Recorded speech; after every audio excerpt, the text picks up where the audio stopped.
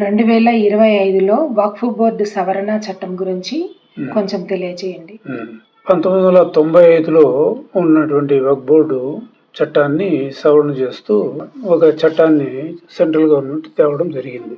అందులో ముఖ్యమైన విషయాలు ఏమంటే 1995లో బోర్డు మెంబర్స్ అంతా కూడా సెంట్రల్ బోర్డు కానీ స్టేట్ బోర్డు కానీ సెంట్రల్లో 22 మంది ఉంటారు, స్టేట్లో వచ్చేసి 11 మంది ఉంటారు. అందరూ కూడా ముస్లింలే ఉన్నారు.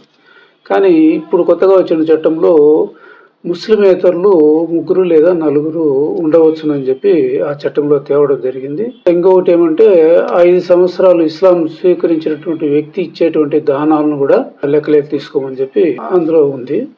కానీ వాళ్ళు చెప్పేది ఏమంటే ఇస్లాం స్వీకరించిన వ్యక్తికి 5 సంవత్సరాలు అనేటువంటి ప్రామాణికత అనేది ఏం లేదు.